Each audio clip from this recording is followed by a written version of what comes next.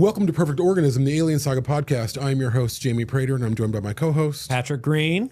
And we are here at the wreckage at San Diego Comic-Con to discuss our first reactions to spoiler-filled Alien Earth Episode 1. Yeah. Spoiler-ish filled. We'll keep this like slightly light on in case people don't watch it yet. But honestly, I recommend watch it before you necessarily listen to this, because you should have your own opinions, obviously.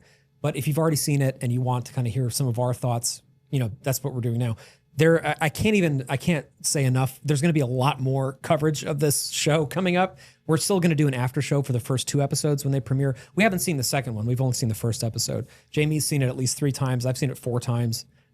So there's a lot to talk about, and we're going to be just kind of getting into the little tip of the iceberg today. It's a Cliff Notes. Yeah. Cliff Notes version. Cliff Notes. Yeah. What do you think? What are your first impressions? So I have had an interesting, as you know, journey through this show. The first time I saw it, I was really impressed with a lot of things, and there were a lot of things that I really was intrigued by, but there were a lot of things that kind of frustrated me about it.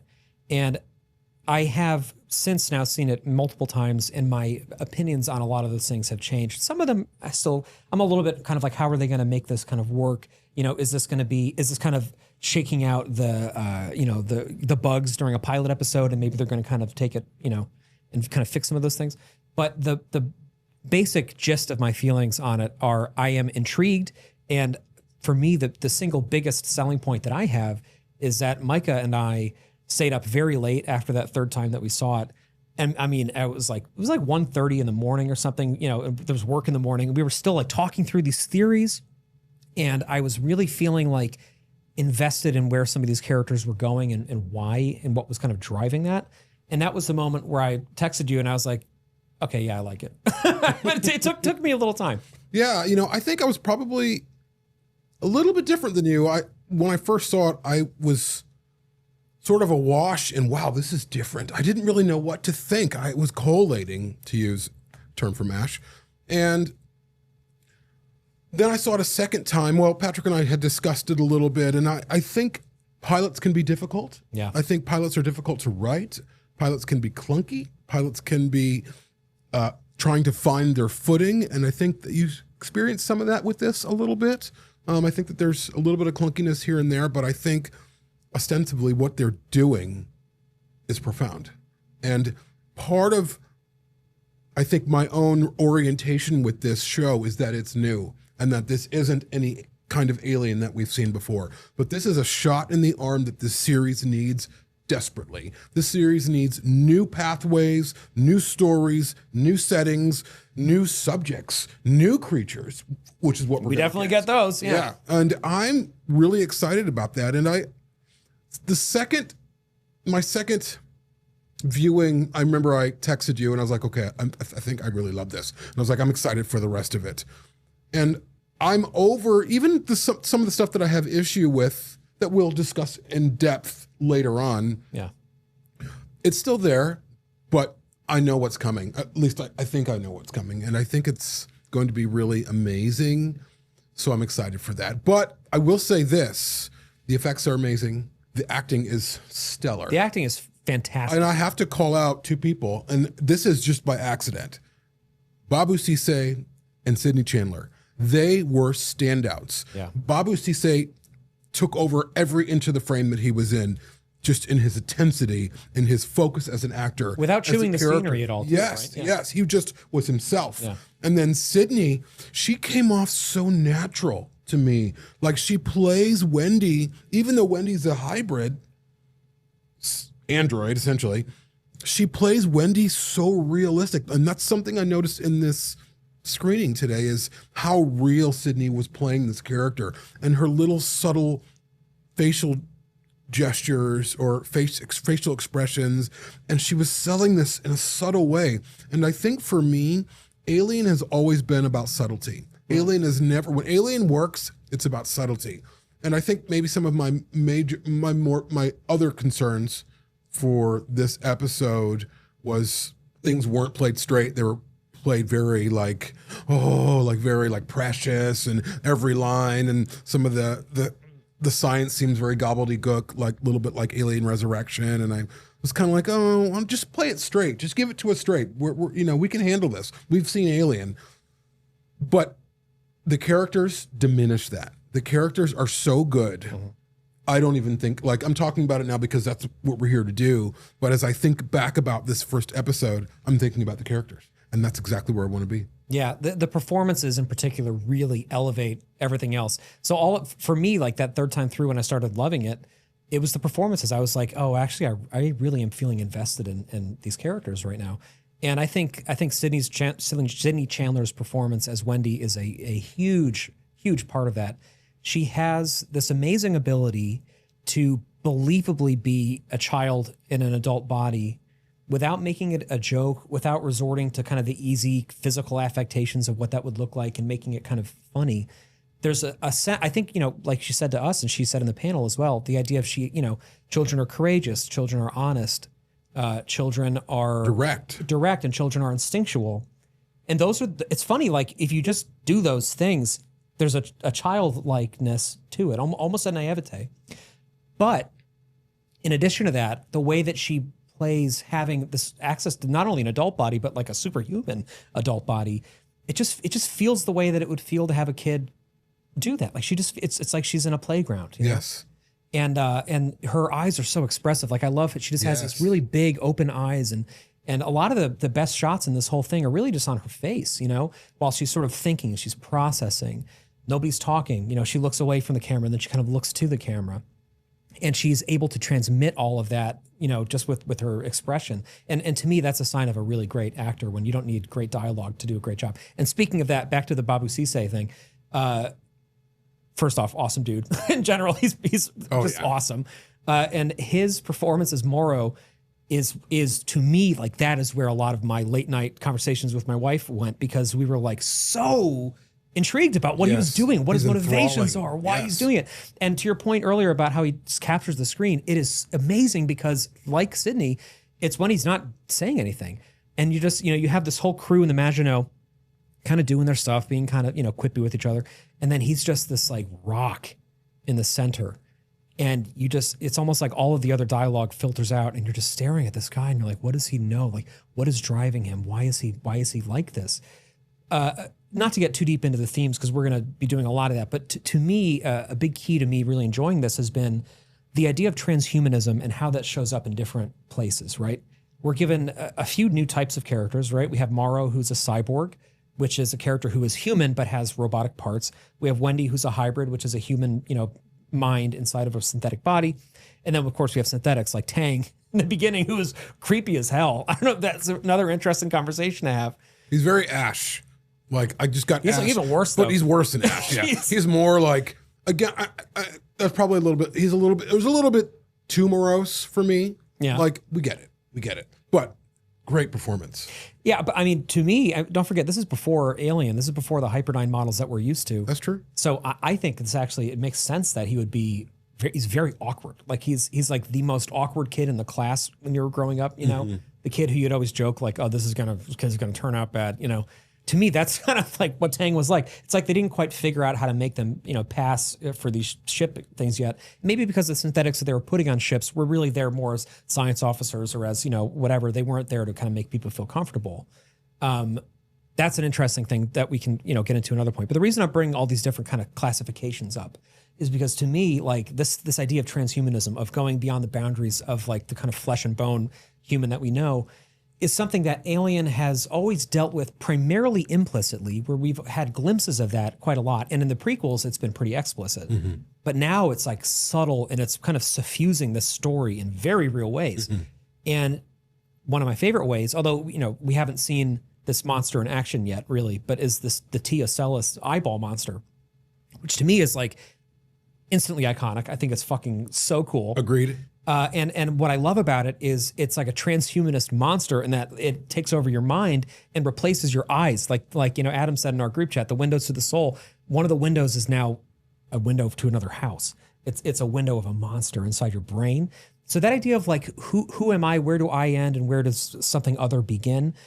that's something that I love. And it feels very appropriate for Alien to me, because the first film is very much about that. It's about parasitism, right? Yeah. It's about a foreign, a hostile entity inside of you coming up and changing you, transmogrifying you. And the alien looking human when it comes out is part of why it's so amazing, because it's like, that's me, but it's not me. Yes. And I feel like that, we talk about Noah Hawley looking for deep thematic undercurrents, like that works in this, because I mean, even as wonderful and sort of natural and effervescent as Sydney Chandler is as Wendy, I still get a little scared thinking about her sometimes, because I'm like, is that actually her in there? Like, would that really work, And I think, to your point, she's a little scared of herself. Yeah. Ooh, what am I? Who am I? Yeah. She doesn't know, but she can make herself whatever she wants, which I think is interesting. But I want to jump back to the TSLS creature, and we've seen it in trailers at this point.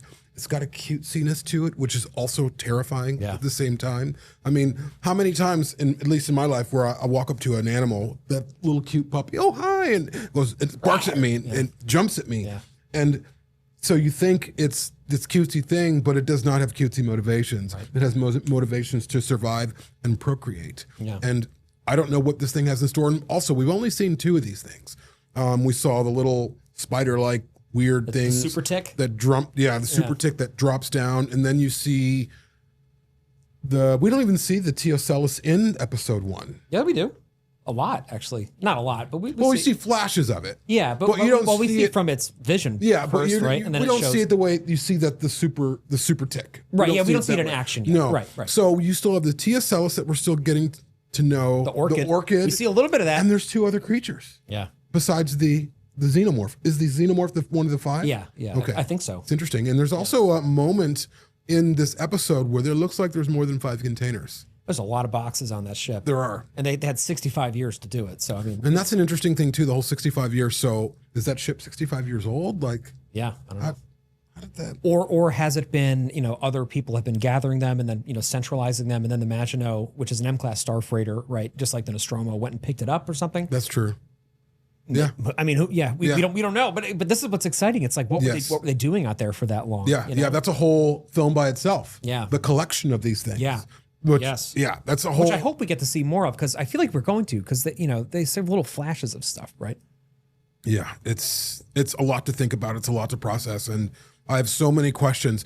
I love having questions, and I don't want answers. I want my imagination to answer them. Yeah. So as the show unfolds more, I really hope that Hawley and his crew and his writers, as we go on through the years, fingers crossed, just unfold more questions for us. What is this? Where did this come from? We don't really know. What is its home world? Are some of these creatures from the same planet? Are they from different planets? I mean, look at Earth. We have millions of different creatures that are wildly different on this planet. Yeah, and hundreds that are being discovered every day. Yes. And one of the things, there's been some discussion about the TSLs looking cute, and I always bring up those really cute frogs the dark in the frogs Amazons. Yeah. Many different kinds that are so cute, and if you touch them, they will kill you. Yeah. Some of the most dangerous animals on the planet are jellyfish, right? And not even the big ones. The little tiny little cute floaty guys are often the most poisonous, right? Yeah. Yeah, or even like certain, have you seen My Octopus Teacher? I think you've seen that, right? The documentary? Yes. Yeah. The TSLs reminds me of like the size of the octopus in My Octopus Teacher. Yeah. It's like if that octopus went rogue, or went lethal. Like, no, I'm not here to have fun with you. Yeah, I'm here to kill you. Yeah, or also more than kill you. I'm here to. You're going to live. I'm going to be. Yes. I'm here to take you. Yes. That's scary. Yeah, it's way scary. I love the idea. I mean, the xenomorph, XX121 is my favorite monster ever. Whatever. Like, obviously, that's the best. But to me, there's something really interesting about a creature that doesn't need to look frightening to be frightening. Like, there's something really kind of unsettling about that. Absolutely. Right? And to your point, like poison dart frogs, they don't need to be intimidating looking, because if you touch them or you ingest them, you die, right? Sea urchins, like all of these animals that they don't need to put the effort into being visually intimidating, because if you touch them, it doesn't matter if you were scared or not, you're going to be, harmed. I think that's really, really cool. I will say the super tick thing, I find kind of a disappointment visually. And also I think because it should be so, it is a little bit easy. And because it should be so scary. Like the way that when they're, tied up to the pole, like that feels like that should be a really terrifying moment. And it kind of isn't. Yeah, it seems rushed a little bit. And I think part of what's not working with that is it's CG. And it really looks like it. It does look like CG the way, bugs do move in a very sort of smooth fashion, but not as smooth as CG makes it. Yeah. So I would agree with you. Like, it's kind of creepy, but it's not real. And it's obviously not real. Yeah. And, but at the same time, neither is the TSLS. And that is fucking scary. Yeah. So I don't know if the TSLS is a combination of practical and physical or practical and digital. It might be like a little bit like Grogu. But yeah, it's going to be interesting, but I'm really interested in the orchid, and I think Me too, yeah. they're not unveiling the rest of these creatures in these trailers. But always we see these tiny little glimpses, and even for the orchid are so scary, like just the blood dripping from the bottom of the bulb. Yeah. It's like, what? Yeah. What happened? It's like a big, what are those plants that eat bugs? What are they like called? A pitcher plant? Yeah. Or a Venus flytrap? Venus flytrap, yeah. But I think it's probably more than that. What's interesting is, what if a face hugger face hugs someone that's infected by the TSLS or another creature? What does that xenomorph become? Yeah. That's interesting to me. That's a whole series of questions. And I'm ready and willing to talk about and enjoy a different kind of hybrid that's still within the boundaries of a xenomorph, but different. Yeah. I will say I really do appreciate that the XX121 that we get in this thing appears to be very much primarily practical. Like that's definitely we heard a lot in the panel about the guy who played him, who is a Kiwi vegan, which is really just funny.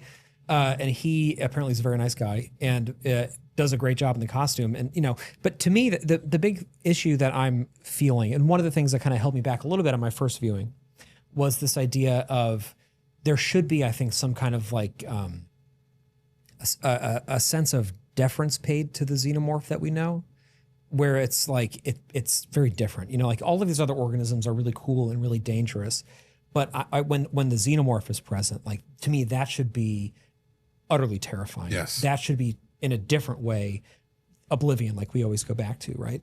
And in this one, we don't get very much time with it, but the time that we do get feels a little schlocky, like it's sort of a monster thing, It's almost like, oh, there's the xenomorph. You're expecting it. Here it is. Yeah. And I think part of it, what pulls me out of the xenomorph in a couple of moments, is when it's behind the glass door, and it almost like, oh shit, and it backs up like someone's pulling the actor in the suit on his chair, and the head looks like it was 3D printed. Yeah. It looks like it was snapped together. It doesn't look real. It looks clean. It doesn't look organic at all. And that was a problem for me, to be honest with you. Yeah. I would say, like, so far the biggest thing that I'm like kind of hung up on is the Xeno, just because it's such an important thing to all of us, and because we are now getting all these other creatures too. Like I just hope that the show reminds us of why the alien is so primally important and so terrifying. I do think in some shots it looks really good. I like the mouth a lot. I think that looks really cool. But and again, Noah has said in multiple places that they're trying to make it look smoother, more chitinous, more like kind of a beetle in this, which I think is a really cool idea. I do too. But we're gonna see, as this goes along, if that works, right? Yeah. Yeah. And Noah also spoke about remystifying the xenomorph. Yeah. I don't really feel like they did that with episode 1. Not in this episode. If anything, they continue to demystify it. Yeah. But we'll see. We'll see where they go. I don't know. But much like you, this creature is really important to me. And it's all over the promotion for this. I get it. I understand it's on Earth. Like, I get. But I also feel like if you're going to remystify this thing, put it back in the dark. What's following you? I don't know. There's something following you. Where is it? I don't know. Yeah. But there's something following you. Yeah. That's fucking scary. As opposed to sort of what they've done with Romulus and what we've seen in episode 1. It's here, it's here, it's here, it's here. Oh, look, xenomorph. We get it. Remystify this thing. Yeah. So we'll see where they go. Yeah. I mean, remember, it's a pilot. Like there's a long time to go, in this series. Oh, for sure. 7 hours left. And I think Noah Hawley's instincts are, in general, really incredible. And I think, that's something that we're going to see. I got to say also, Jeff Russo's score, especially seeing it in Hall H, which again has the biggest speakers on planet Earth. I mean, it's literally like going to a rock concert. The score was like so loud and so front and center. And it was really just glorious. I mean, we've listened to it. We've had him on the show. We both really enjoyed the score a lot. Seeing it in context for me really like locked in that I think this is a great score. I really do. I think Jeff and Noah really are on a wavelength together, you know, and a lot of moments in this that you know, as a composer myself, I might have scored differently personally. The way that Jeff approached it, I'm like, oh, that's really good for this scene. Like making things kind of sound freaky when they're actually not. Like a great example of that is when they're transferring all the consciousnesses, which I think is a great shot. I love that, you know, that whole montage. It's not a montage. That whole extended sequence where the camera is kind of moving in and out. Yes, and it's showing kind of a montage. people. Yeah. Yeah, but it's just one. It's one shot. Yeah, yeah. But like the kind of pulling in, then somebody else is there, and then going back, and then there's this beautiful moment where the camera kind of goes under the table and it is tracing that, you know, the blue line, which is doing whatever, and the music there is very unsettling. It's funny that we talked about Michael Levi's score for Under the Skin, because that moment actually has a little under the skin stuff going on. It's a kind of very sparse percussion, kind of echoing, very kind of creepy strings, and it's taking something that actually on its face is a happy thing. When you think about it, I mean, what's happening is these kids who are dying, these terminally ill children, are being given new life, you know? So like, I think most people probably would have interpreted that as like a good thing. They're watching Peter Pan. They're going to get a second lease on life. But by scoring it like that, it's giving us all of those little cues in our brain that like this might not have a happy ending to it. Yeah. You know what I mean? There's also something interesting too, and I think Micah brought this up. It's interesting that they are being put to sleep with a flower on their chest. As if they're dying. As if they're dying, almost like it's a funeral, right? And the way that boy Cavalier kind of gives them the flower, it's almost like they get to kind of choose what they die with. Mm-hmm. Very interesting. It is very interesting. I think that I find the Lost Boys fascinating. Yeah. Fascinating. And I do like this idea that Boy Cavalier, which I do not like that name at all. I think it's ridiculous. But maybe he's given himself that name, which would make sense, which is why it's ridiculous. That's why it's ridiculous. Because he's a trillionaire. I can be called whatever I want to. But he's enthralled with, he is the Peter in the Peter Pan story. Right. And he is giving these children new life. We can live, you can live forever on this island, much like Neverland. I mean, he is head over heels committed to this narrative, and it works for him. And what's going to be interesting is to see that narrative start to crack, because it will. Yeah. You know, and he's drunk on himself like millionaires and trillionaires and billionaires are. They think that they're God. They think they can do no wrong. They think that they have sway on everything, and you see that in his eyes. The actor plays it so well. He's great. He's so well. Great. He's just got that little smirk, that little, and he almost reminds me a little bit of Neander Wallace. There's this parallel there between them, even in what he's wearing. Yeah, he's a robe on. Yeah. Yeah. But I think it's fascinating, and I'm interested to see his empire burn, which is what I think is going to happen. Yeah. We don't know. We've not seen more than the first episode, so yeah, I'm very interested to see where this goes. Yeah, Samuel Blanken is an actor that I don't know if I knew of him before this came out. I'm really impressed with his performance. It's funny, you know, we've been talking a lot before this came out because there have been little leaks of things here and there, and you know, we'd seen things here and there. And you know, we've been talking about the names of the characters and about how ridiculous they are on paper if you don't have any context for them. And Boy Cavalier is a great, I mean, I made fun of that a lot, you know, once we found out that was the name of one of the main characters. And I got to say, like, now seeing him, I'm like, oh, I get it. Like, that's to your point. That's why it's ridiculous, is because he basically is a god. He can do whatever he wants. And he is the boy genius, you know, and he's remaking people in his image now. And his company, Prodigy, like, they have the logo, which is the teddy bear, right? Like from Peter Pan, but it's like this kind of punk rock for it, because he's, you know, a move fast and break things kind of Silicon Valley kind of guy. And I think it's a very believable archetype. And it's funny because in the press photos and things that have come out, you know, we were all talking about how like Samuel Blanken as Boy Cavalier just had like, you know, a kind of punchable face, you know, and which is, you know, not to say he's a very handsome guy. I'm not knocking him, but you know, the way that he's kind of smirk. He has that look. That's like smirk. A punchable smirk. Yeah, exactly. Yes.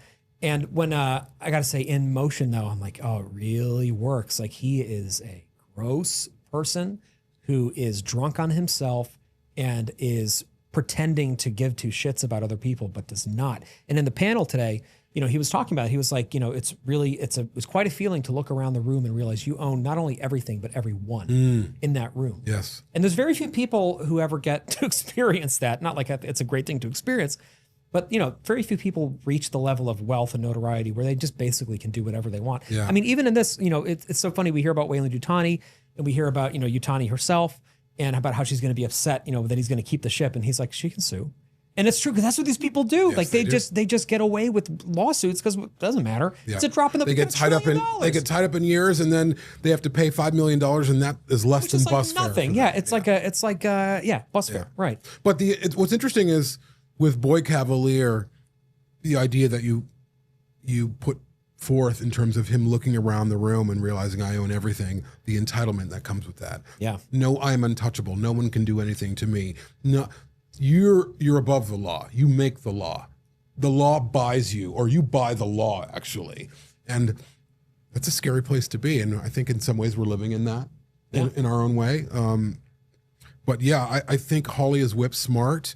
I think my hope going forward is that subtlety takes a little bit more space, as opposed to sort of the it's just so operatic right now. It's so like, oh, we're doing this. Oh, we're doing let's go. I hope it goes more subtle. And I think that's probably going to happen, because when things start falling apart, you can't sit on your throne. Right. It's calling you to action. That the money that you think is insulating you from the world stops insulating you from harm, from danger, because you have set things in motion that your money cannot stop. Yeah. And also, I think part of that kind of operatic semi-clunkiness that we feel in this pilot episode, I think comes out of the fact that they kind of had to shove the exposition in to give us, these are the rules that this universe is going to abide by. I'm usually kind of allergic to that, and I wish there could be less of it in this. But at the same time, I think they did a good, we have to live in this thing for 8 hours. So we kind of have to understand some of the rules from the outset about what's going on, what these corporations are doing, blah, blah, blah. And I think that, watching it now quite a few times, I think they do a pretty good job of kind of moving us through that so that we understand, kind of what the stakes are a little.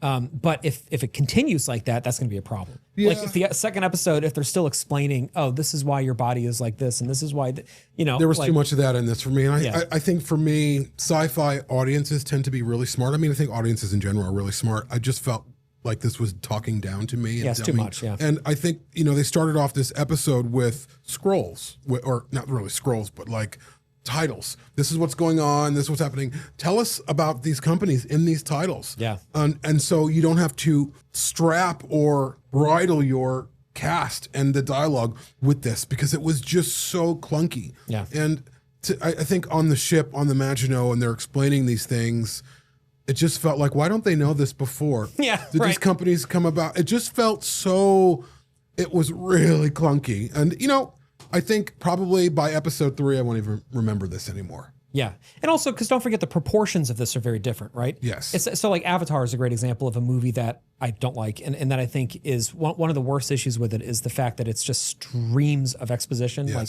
all the way through the end of the movie. It's just people talking about why things are happening. Like, that's, if this ends up being like that, where like 6 of the 8 episodes are like this, then I'm going to hate that. Yeah. But I don't think that's what's happening. I think we're kind of getting the stakes now, and they do an okay job of kind of dressing it up with the whole, like, oh, he's, this guy didn't go to school, so he needs a sociology, whatever. Like, get out of the way. Let's get to the real bones of the story. Something else just funny. It's something that there'd been some controversy about in our, group green room, was the whole katana on which isn't Cindy's back. It's not. It's a paper cutter, which I love. I know. I love that. It's so fun. I'm excited to see how people react to that, because everybody's been like, "Oh, it's so stupid. It's like a Alita Battle Angel or something." But it's actually kind of the point. Is that it's a little kid with a weapon? Yeah. Although when she pulls it from the paper cutter, it's this big. When she puts it on her back, it's like this big.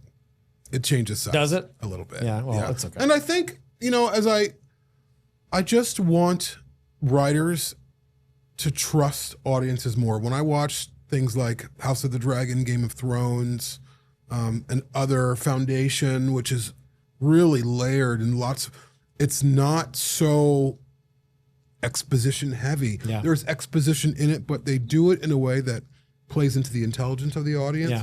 And I just felt like with the exposition in some of these things, certainly with they could have done without, you don't need to explain Wendy to us. Wendy's a hybrid. How that happened, we don't care how that happened. Yeah. We don't need to know what she can or can't do. Show us when those times come. Yeah. When she's in danger, she runs or she leaps or whatever. And as opposed to the beginning of, oh, she can do this and this. And I understand that they want larger conversations to happen around that. But I feel like it's just be smarter than that. But again, I don't want to also get hung up on these minutia because I still really enjoy it and I cannot wait for the rest of the show.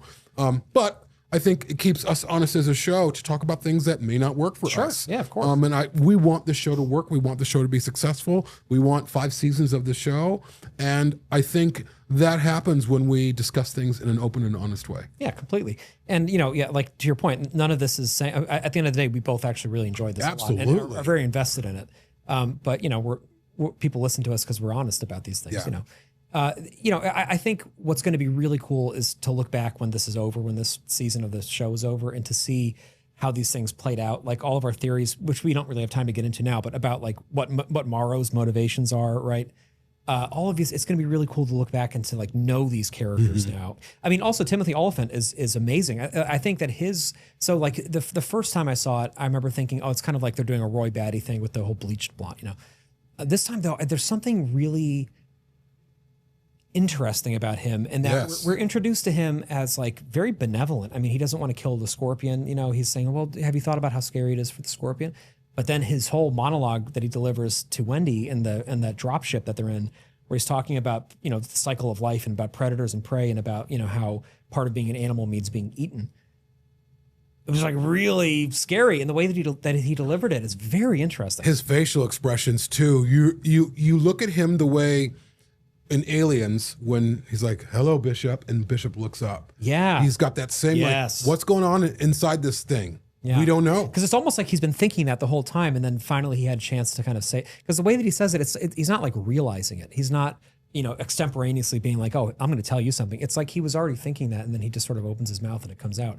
And it illuminates that like there's inner lives to these artificial intelligences of various kinds in this universe, which is really scary. And some of the best Bishop moments, I think, for such a lovable character are when you're not really sure if he is or he isn't, Absolutely. And as I think about Morrow and what's Oliphant's character's name again? Kirsch. Kirsch, yeah. Kirsch. Yeah. When I think about Morrow and Kirsch, there's this idea that they're playing with that Morrow's the evil one and Kirsch is the good one. I don't know if that's necessarily, not that I want to speak in binary terms, but I feel like Kirsch has some things up his sleeve that we're not prepared for. I would very much agree with you on that. And I also think Morrow does too, which is part of why I'm like obsessed with this character, because I'm like, what is going on? Yeah. Like why did he program this ship to hit, where it did? Like how involved has he been in that?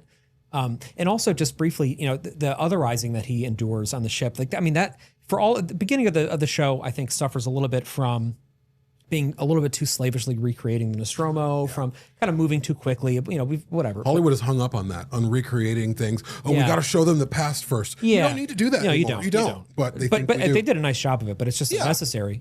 But what I love though is even in that moment, I mean, it's sort of like, the kind of homage, but then you have Morrow, you have Babu Sise, who's delivering like a completely authentic and honest performance within it that really transcends that and makes it not feel like kind of a fan film recreation. It makes it feel like a new story.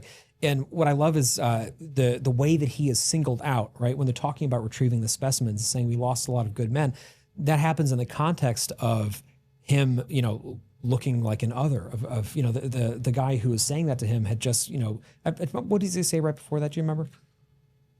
The Scottish guy? I don't remember, but I do know that Morrow was like, "Do we need to lock you in your quarters?" Yeah. I love that moment. Yeah, this is the mission. Yeah. These specimens are why you're here. Yes, and if you have a problem with that, but it's subtle. Yeah. It's like, I am in control. Yeah. You can make fun of me all you want, but I am in control of this mission. Yes. I love it. It's so cool. It's amazing. And the way that he interacts with Mother is also really cool. Yes. Because there's almost like a synthetic aspect to it. Like he kind of reads like David when David's on the ship in Covenant, for example, and he's talking to Mother. Yes. And he's very kind of fluent with Mother because Yes. they're kind of the same thing.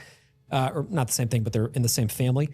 It's interesting because Morrow, of course, is not synthetic. He's just a human with augmented parts. Yes. But there's a fluency with like this synthetic ecosystem that he operates in that makes me be like, maybe there's more going on. Like maybe they didn't just mess with his body when they fixed him. Maybe they messed with his mind. Yes. And that's one of the things, like, what does he think he's becoming? And I think becoming is a big undercurrent in this show. Yeah. Wendy is becoming, Morrow is becoming, the creatures are becoming us, or we're becoming them. There's this play between that. And I love that there's something inside of you pulling you out. Yes. And I remember years ago, my first experience with an edible, I woke up at 1:30 in the morning feeling like there was this presence pulling my energy or my soul or whatever out of my body. And I was like, if I close my eyes and go to sleep, it'll take me. I'm serious. I've never Sounds been like a bad edible. I've never been that scared in my life. Wow. And can you imagine now? Imagine that happening with a creature. But also, we have creatures in this planet, the ants, that are taken over by the. Or yeah, but we have cordyceps. Cordyceps, right? yeah, that make these things walk up, or the cordyceps that make dead bodies walk. Like you'll see video of these husked out creatures walking in the field, and it's not them. Yeah. Ooh, even saying that gives me the chills. Yeah. And this is what we have in store for this show. It is, and even things like the cycles of life, right? Like talking about cordyceps, right? That's fungi, right? Like they can reproduce as males, they can reproduce as females, they can sporulate, they can do all of these things that like we just don't have the vocabulary as humans to understand, and that's just with us all the time. So to have these alien creatures that can do things like that we're just not ready for. Again, I think it's great, and again, this is why I keep going back to like, oh, I do like the show, is because like. I mean, I'm like upset that the light's going off because I want to keep talking about it. Yeah. Well, I love it so far. I mean, I have some issues, but overall, really I can't wait. Bring it. It's really good. It's really good. And I think we can wrap with that. Yeah, we can wrap with that. Thank you, everybody, so much. We wish we could show you what we're seeing outside. Right now outside, there's like 100 people in the grass, kind of like those old episodes of Total Request Live, from Times Square. This is amazing. This installation has been just amazing. I can't wait to do it again tonight. Yeah, it's been amazing. It's so cool. And this whole experience has been unforgettable, and I cannot wait to do this after show. I can't wait for the rest of our amazing team to see it. It's going to be awesome. I can't wait to hear what all of you think that are listening right now. And keep us in the loop on how you're doing as well as you're kind of processing this. And there's going to be some great conversations to be had. So much in store. We're really busy. It's probably the busiest time of our lives as a podcast. So stay tuned. Yeah. Thanks, everybody.